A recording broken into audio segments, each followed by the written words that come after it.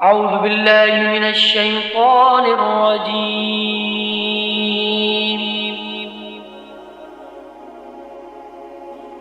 بسم الله الرحمن الرحيم.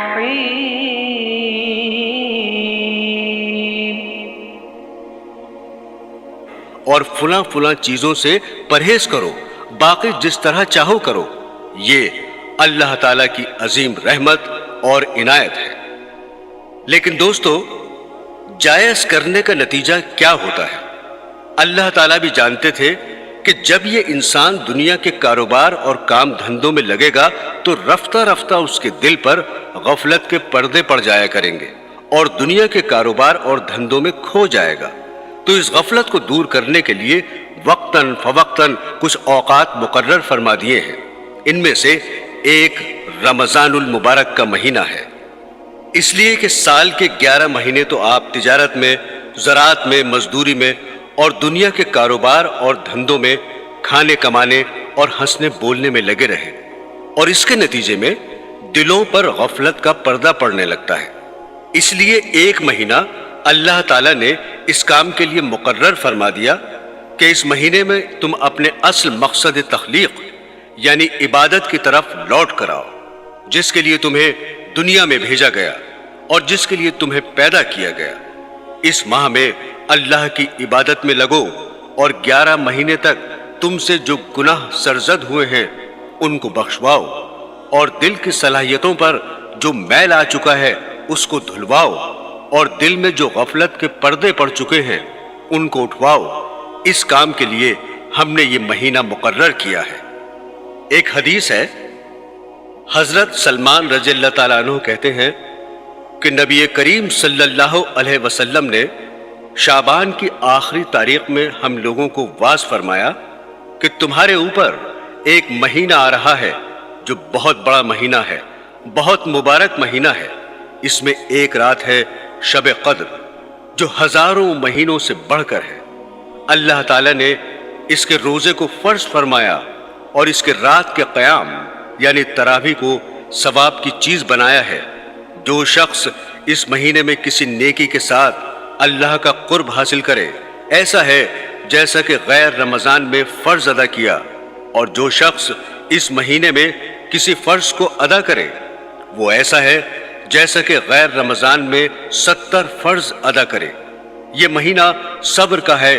اور صبر کا بدلہ جنت ہے، اور یہ مہینہ لوگوں کے ساتھ غمخواری کرنے کا ہے. اس مہینے میں مومن کا رزق بڑھا دیا جاتا ہے. جو شخص کسی روزہ دار کا روزہ افطار کرائے اس کے لیے گناہوں کے معاف ہونے اور آگ سے خلاصی کا سبب ہوگا،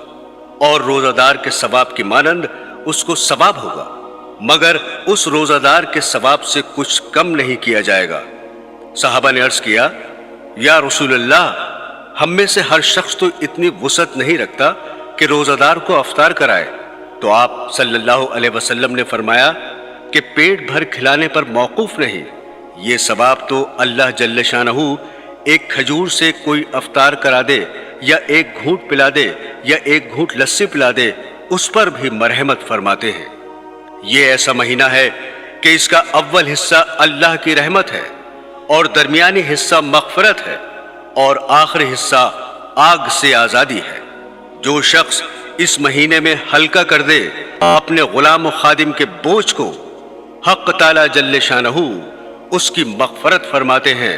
اور آگ سے آزادی فرماتے ہیں. اور 4 چیزوں کی اس میں کثرت رکھا کرو، جن میں سے 2 چیزیں اللہ تعالیٰ کی رضا کے واسطے اور 2 چیزیں ایسی ہیں کہ جن سے تمہیں چارہ کار نہیں. پہلی 2 چیزیں جن سے تم اپنے رب کو راضی کرو وہ کلمہ طیبہ اور استغفار کی کثرت ہے، اور دوسری 2 چیزیں یہ ہیں کہ جنت کی طلب کرو اور آگ سے پناہ مانگو. جو شخص کسی روزہ دار کو پانی پلائے، حق تعالیٰ قیامت کے دن میری حوض سے اس کو ایسا پانی پلائیں گے جس کے بعد جنت میں داخل ہونے تک پیاس نہیں لگے گی. عزیزان گرامی، لفظ رمضان میم کے سکون کے ساتھ ہم غلط استعمال کرتے ہیں. صحیح لفظ رمضان میم کے زبر کے ساتھ ہے، اور رمضان کے لوگوں نے بہت سے معنی بیان کیے ہیں، لیکن اصل عربی زبان میں رمضان کے معنی ہے جھلسا دینے والا اور جلا دینے والا، اور اس ماہ کا یہ نام اس لیے رکھا گیا کہ سب سے پہلے جب اس ماہ کا نام رکھا جا رہا تھا اس سال یہ مہینہ شدید جھلسا دینے والا گرمی میں آیا تھا، اس لیے لوگوں نے اس کا نام رمضان رکھ دیا۔ لیکن علماء نے فرمایا کہ اس ماہ کو رمضان اس لیے کہا جاتا ہے کہ اس مہینے میں اللہ تعالیٰ اپنی رحمت سے، اپنے فضل و کرم سے بندوں کے گناہوں کو جھلسا دیتے ہیں، جلا دیتے ہیں۔ اس مقصد کے لیے اللہ تعالیٰ نے یہ مہینہ مقرر فرمایا۔ 11 مہینے دنیاوی کاروبار، دنیاوی دھندوں میں لگے رہنے کے نتیجے میں غفلتیں دل پر چھا گئیں، اور اس عرصے میں جن گناہوں اور خطاؤں کا ارتکاب ہوا ان کو اللہ تعالیٰ کے حضور حاضر ہو کر انہیں بخشوا لو، اور غفلت کے پردوں کو دل سے اٹھا دو تاکہ زندگی کا ایک نیا دور شروع ہو جائے۔ اس لیے قرآن کریم نے فرمایا کہ یہ روزے تم پر اس لیے فرض کیے گئے ہیں تاکہ تمہارے اندر تقوی پیدا ہو جائے۔ تو رمضان کے مہینے کا اصل مقصد یہ ہے کہ سال بھر کے گناہوں کو بخشوانا اور غفلت کے حجاب دل سے اٹھانا اور دلوں میں تقوی پیدا کرنا۔ جیسے کسی مشین کو جب کچھ عرصے استعمال کیا جائے تو اس کے بعد اس کی سروس کرانی پڑتی ہے، اس کی صفائی کرانی ہوتی ہے،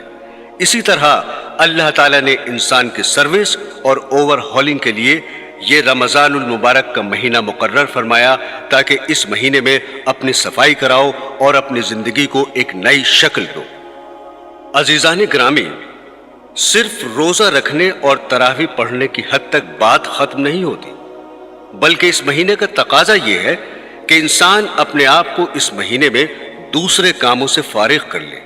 اس لیے کہ 11 مہینے تک زندگی کے دوسرے کام دھندوں میں لگے رہے، لیکن یہ مہینہ انسان کے لیے اس کی اصل مقصد تخلیق کی طرف لوٹنے کا مہینہ ہے۔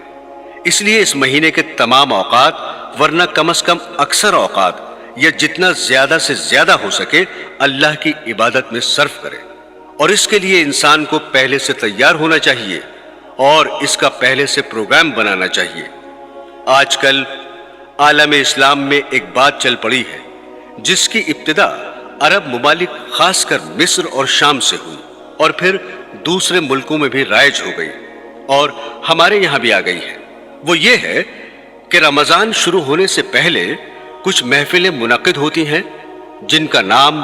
محفل استقبال رمضان رکھا جاتا ہے،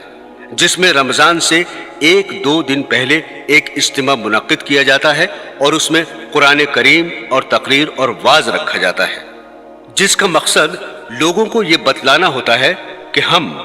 رمضان المبارک کا استقبال کر رہے ہیں اور اس کو خوش آمدید کہہ رہے ہیں۔ رمضان المبارک کے استقبال کا یہ جذبہ بہت اچھا ہے، لیکن یہی اچھا جذبہ جب آگے بڑھتا ہے تو کچھ عرصے کے بعد بدعت کی شکل اختیار کر لیتا ہے۔ چنانچہ بعض جگہوں پر اس استقبال کی محفل نے بدعت کی شکل اختیار کر لی، لیکن رمضان المبارک کا اصل استقبال یہ ہے کہ رمضان آنے سے پہلے اپنے نظام الاوقات بدل کر ایسا بنانے کی کوشش کرو کہ اس میں زیادہ سے زیادہ وقت اللہ جل شانہ کی عبادت میں صرف ہو۔ رمضان کا مہینہ آنے سے پہلے یہ سوچو کہ یہ مہینہ آ رہا ہے، کس طرح میں اپنی مصروفیات کو کم کر سکتا ہوں۔ اس مہینے میں اگر کوئی شخص اپنے آپ کو عبادت کے لیے فارغ کر لے تو سبحان اللہ، اور اگر کوئی شخص اپنے آپ کو فارغ نہیں کر سکتا تو پھر یہ دیکھیے کہ کون کون سے کام ایک ماہ کے لیے چھوڑ سکتا ہوں، ان کو چھوڑے، اور کن مصروفیات کو کم کر سکتا ہوں ان کو کم کرے، اور جن کاموں کو رمضان کے بعد ملتوی کر سکتا ہے ان کو ملتوی کرے، اور رمضان کے زیادہ سے زیادہ اوقات کو عبادت میں لگانے کی فکر کرے۔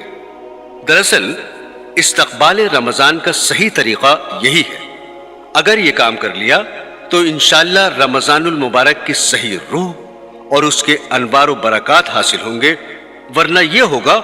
کہ رمضان المبارک آئے گا، چلا جائے گا، اور اس سے صحیح طور پر فائدہ ہم نہیں اٹھا سکیں گے۔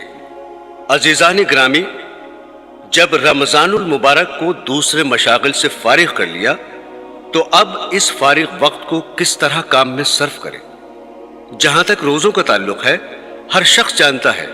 کہ روزہ رکھنا فرض ہے، اور جہاں تک تراویح کا معاملہ ہے اس سے بھی ہر شخص واقف ہے، لیکن ایک پہلو کی طرف خاص طور پر متوجہ کرنا چاہتا ہوں، وہ یہ کہ الحمدللہ جس شخص کے دل میں ذرہ برابر بھی ایمان ہے، اس کے دل میں رمضان المبارک کا ایک احترام اور اس کا تقدس ہوتا ہے، جس کی وجہ سے اس کی یہ کوشش ہوتی ہے کہ اس ماہ مبارک میں اللہ کی عبادت کچھ زیادہ کرے اور کچھ نوافل زیادہ پڑھے۔ جو لوگ عام دنوں میں 5 وقت کی نماز ادا کرنے کے لیے مسجد میں آنے سے کتراتے ہیں، وہ لوگ بھی تراویح جیسی لمبی نماز میں بھی روزانہ شریک ہوتے ہیں۔ یہ سب الحمدللہ اس ماہ کی برکت ہے کہ لوگ عبادت میں، نماز میں، ذکر و اذکار اور تلاوت قرآن میں مشغول ہوتے ہیں۔ نبی کریم صلی اللہ علیہ وسلم کا ارشاد ہے کہ رمضان المبارک کی ہر شب و روز میں اللہ کے یہاں سے جہنم کے قیدی چھوڑ دیے جاتے ہیں، اور ہر مسلمان کے لیے ہر شب و روز میں ایک دعا ضرور قبول ہوتی ہے۔